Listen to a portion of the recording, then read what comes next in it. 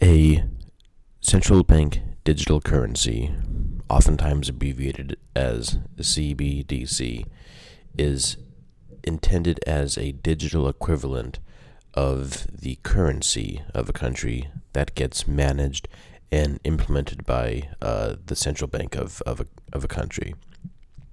One of the common concerns with this technology is that it gives the potential for a degree of regulation and management of the transactions conducted with that currency that we've never really seen before. From the perspective of someone that is concerned about liberty and privacy, there are several potential abuses of this technology, some of which can sound pretty dystopian. For example, in an extreme case, if you get blacklisted for whatever deed, potentially your accounts could be frozen. There are lesser steps, such as maybe your account doesn't get frozen, but does it have a negative interest? Are you having money slowly drained as a form of taxation? Are there things that you're not allowed to buy because all the transactions are traced, and there are things that you might wish to buy and perhaps the seller would be willing to sell you, but that transaction is prohibited? Yesterday, I was listening to a podcast discussing CBDCs, and a bit after the fact, I had a thought that occurred to me of something out of the book of Revelation, and it made me wonder if perhaps it would be an interpretation of a passage from Revelation 6 that I've never thought of before. So the specific passage is Revelation 6, verses 5 through 6, and this is the third seal that gets opened when the seven seals are being opened. I'll read it now. When he opened the third seal, I heard the third living creature say, "Come and see." So I looked, and behold, a black horse, and he who sat on it had a pair of scales in his hand.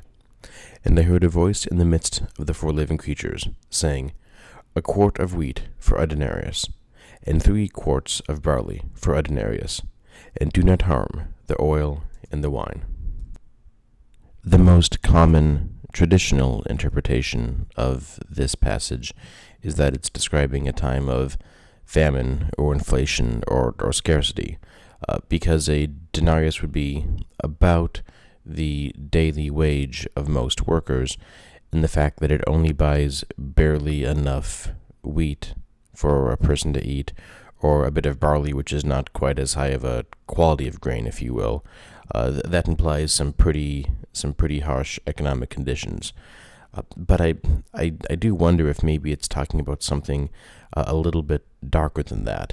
And part of what makes me say that is there's 2 different things going on in that verse.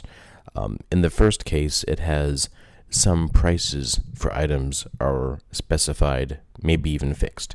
So when it says that a quart of wheat goes for a denarius, is that a description or is that an edict?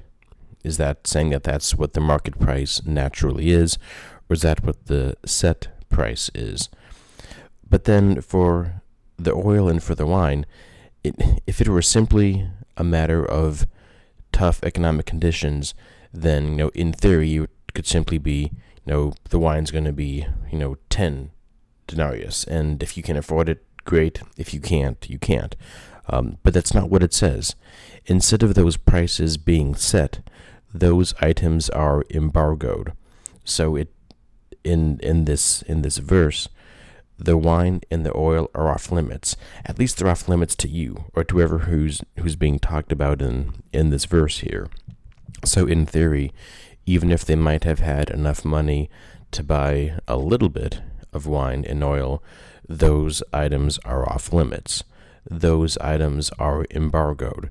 And I do wonder if that combination of both price fixing and certain items being embargoed to individuals, because presumably the wealthy could still buy wine and oil, or those who are in better standing with the government could still buy wine and oil, I do wonder if those two activities are some of the abuses we talked about earlier that could be made of a digital currency.